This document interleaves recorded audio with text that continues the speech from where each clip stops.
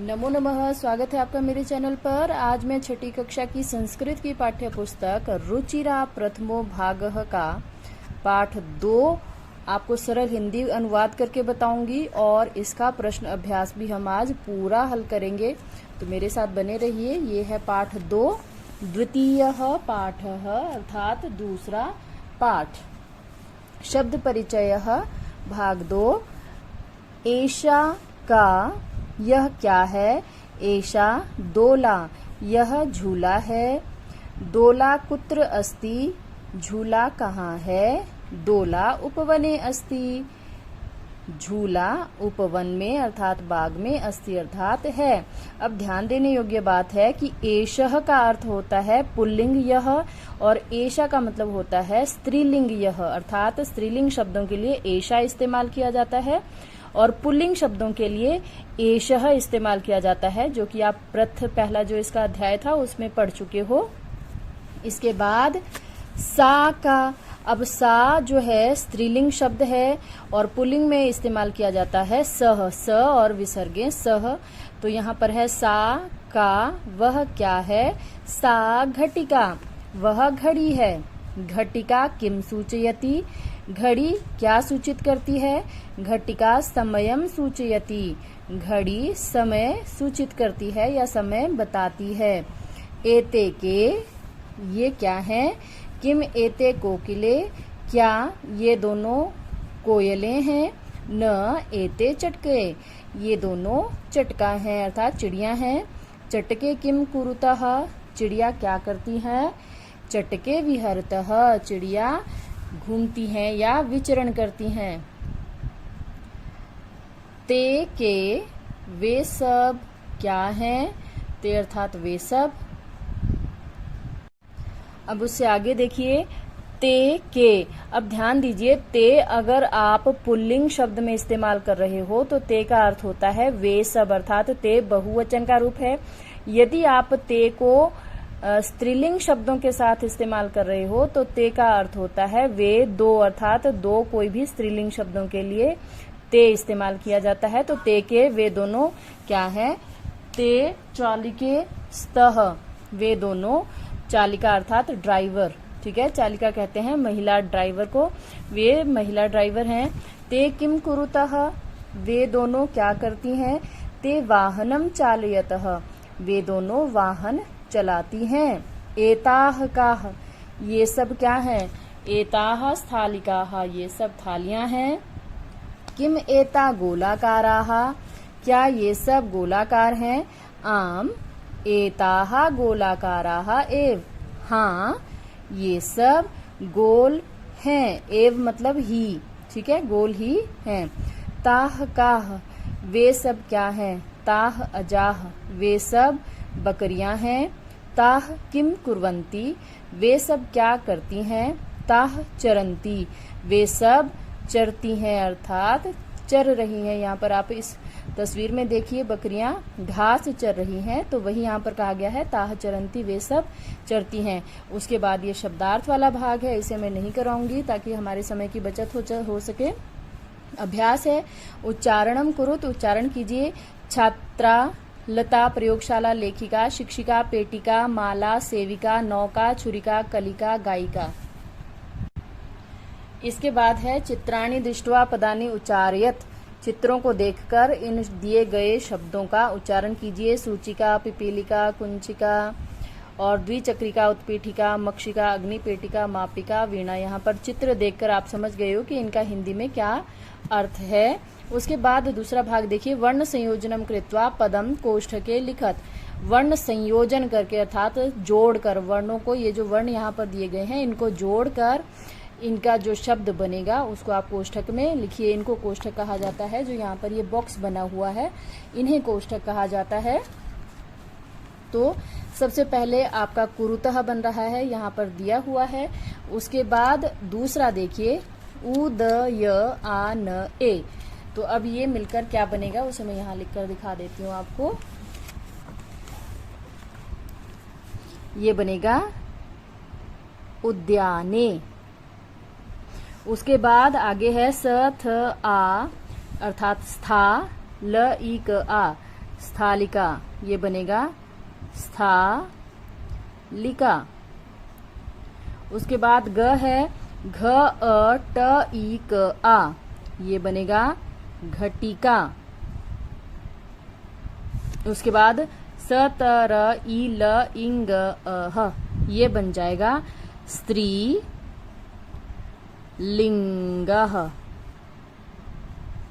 स्त्रीलिंगः। म आ प ई क आ, ये बनेगा मापिका। तो ये हुआ प्रश्न नंबर 2 का क भाग। इसके बाद प्रश्न नंबर 2 का ख भाग भी कर लेते हैं। इसमें पदानाम वर्ण विच्छेदम प्रदर्शयत ऐसा कहा गया है, अर्थात पदों को अलग अलग, इसके वर्ण जो है इनको अलग अलग करके लिखना है। पहला उदाहरण आपको दिया गया है कोकिले, पहला उदाहरण यहाँ पर आप देख सकते हैं। दूसरे का ख भाग है कोकिले, यहाँ पर इसका वर्ण विच्छेद करके आपको दिखाया गया है। अब चटके का क्या होगा वो मैं कर बताती हूँ। चटके, धाविका, कुंचिका, खटवा, छुरिका, इन सब का वर्ण विच्छेद अर्थात इन सब के वर्णों को अलग अलग करके किस प्रकार से लिखा जा सकता है वो अब आप यहाँ पर ध्यानपूर्वक देखिए। जैसे सबसे पहले है चटके, तो चटके का होगा च हलंत प्लस अ प्लस ट हलंत प्लस अ प्लस क हलंत प्लस ए, चटके। उसके बाद दूसरा है धाविका, ध हलंत प्लस आ प्लस व हलंत प्लस छोटी ई प्लस क हलंत प्लस आ, धाविका। उसके बाद है कुंचिका, क हलंत प्लस छोटा ऊ, छोटे ऊ की मात्रा है तो यहाँ पर छोटा ऊ लगेगा, प्लस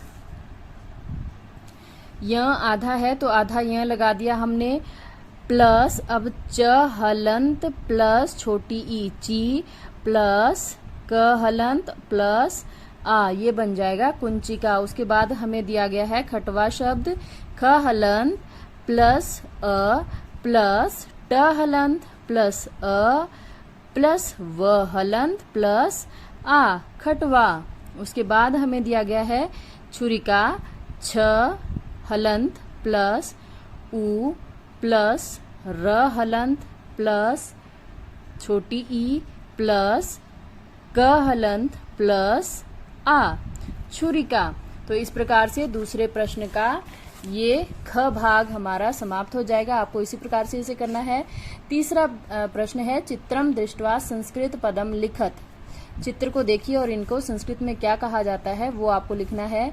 तो पुस्तक में मैं नहीं लिखूंगी, अब मैं फिर से आपको डायरी में लिखकर बताती हूँ।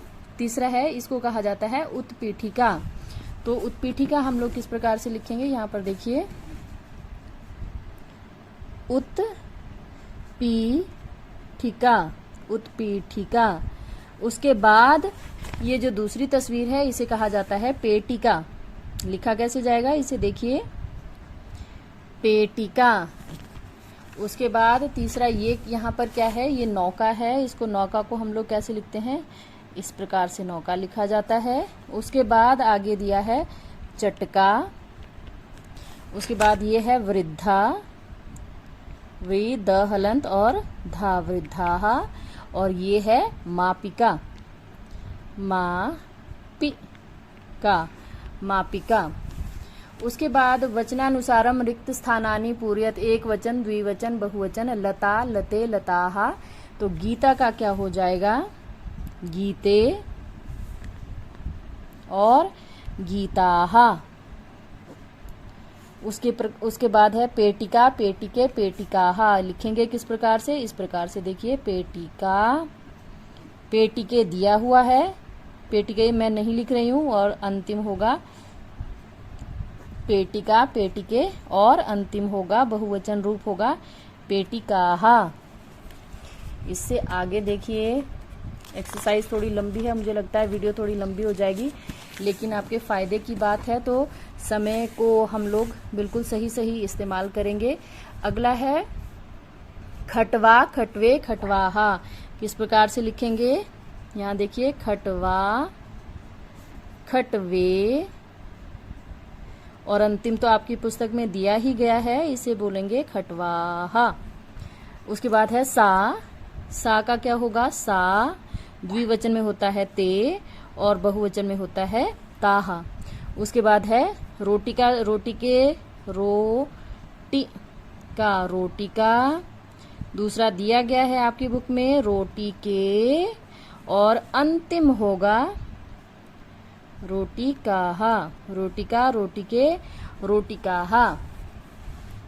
तो रोटी के रोटी काहा। इस प्रकार से ये प्रश्न भी समाप्त होता है। उससे अगला प्रश्न है प्रश्न नंबर 5, कोष्ठकात उचितम शब्दम चित्वा वाक्यम पूरयत। कि कोष्ठक में जो यहाँ पर ब्रैकेट में आपको दिया गया है, अभी मैंने पहले भी बताया था इनको कोष्ठक कहा जाता है। तो कोष्ठक में आपको 2 ऑप्शंस दी गई हैं, 2 में से किसी एक को आपको चुन करके लिखना है। पहला है डैश चरतः। अब चरतः द्विवचन का शब्द है तो यहाँ पर आएगा अजय चरतः। दूसरा है डैश संति, तो यहाँ पर क्या होगा? द्विचक्रिकाः संति। डैश चलती, नौका चलती। डैश अस्ति, सूचिका अस्ति। डैश उत्पतंती, तो उत्पतंती बहुवचन का रूप है तो यहाँ पर आएगा मक्षिकाः। अब यहाँ पर देखिए सातेताः इत्येतेभ्यः उचितम सर्वनाम पदम चित्वा रिक्तस्थानानि पूरयत। अब यहाँ पर सातेताः ये भर कर जो है आपने उचित सर्वनाम पद जो है यहाँ पर लिखना है। अब इसमें सबसे पहले ये समझिए कि सा जो है एक वचन में यूज होता है, ते जो है द्विवचन में प्रयोग होता है और ताह बहुवचन में प्रयोग होता है। तो अब इन शब्दों को ध्यान से देखिए और उसके हिसाब से आपने यहाँ पर इसे भरना है। जैसे पहला दिया गया है महिलाः धावन्ति। महिलाः बहुवचन का रूप है तो यहाँ पर क्या आएगा? ताह धावन्ति। सुधा वदति। अब सुधा एक वचन का रूप है तो यहाँ पर क्या आएगा? सा, ये वाला सा, ये आएगा सा वदति। जवनिके दोलतः। अब ये है द्विवचन का रूप, यहाँ पर आएगा ते दोलतः। पिपीलिकाः चलन्ति, यहाँ पर आएगा ताः चलन्ति। चटके कूजतः। चटके यहाँ पर द्विवचन का है तो यहाँ पर क्या आएगा? ते कूजतः। इसके बाद अगला प्रश्न देखिए, 7वां प्रश्न है मंजूषातः कर्तृपदम चित्वा रिक्त स्थानानि पूरयत। यहाँ पर मंजूषा में कुछ शब्द दिए गए हैं, इनको चुनकर आपने ये जो रिक्त स्थान दिए गए हैं इनको भरना है। तो ये किस प्रकार से होगा? अब इसका ग भाग देखिए। अब ये आपको दिए गए हैं, मैंने जल्द समय बचाने के लिए इसको भी जल्दी से भर दिया है। डैश संति, यहाँ पर आएगा पुष्पमालाः संति। ख भाग है डैश पश्यति, तो ख भाग में हम लोग क्या लिखेंगे? बालकः पश्यति अर्थात बालक देखता है। डैश लिखती, लेखिका लिखती, लेखिका लिखती है। डैश गर्जन्ति सिंहाः, गर्जन्ति शेर गरजते हैं। डैश चलती, त्रिचक्रिका चलती। उसके बाद प्रश्न नंबर 8 मंजूषातः कर्तृपदानुसारम क्रियापदम चित्वा रिक्त स्थानानि पूरयत। अब इसमें कर्तृपद के अनुसार क्रियापद चुनकर, यानी कि कर्ता के अनुसार ही क्रिया को चुनकर आपने रिक्त स्थानों को भरना है। तो ये किस प्रकार से होगा? इसके क भाग में है सौम्या नृत्यति, ख चटके विहरतः, ग बालिके गायतः, घ छात्राः लिखन्ति, अङ जनाः पश्यन्ति। इसके साथ ही मेरा ये वीडियो समाप्त होता है। कुछ अन्य अगर आपको इसके बारे में जानकारी चाहिए या आप अपनी किसी भी कक्षा की, संस्कृत की किसी भी पाठ की हिंदी व्याख्या जानना चाहते हो तो मुझे कमेंट करके ज़रूर बताइए। मैं बिल्कुल पूरे अध्याय की हिंदी व्याख्या और अभ्यास के प्रश्नोत्तर को हल करके आपको ज़रूर बताऊंगी। वीडियो को पूरा देखने के लिए आपका बहुत बहुत धन्यवाद।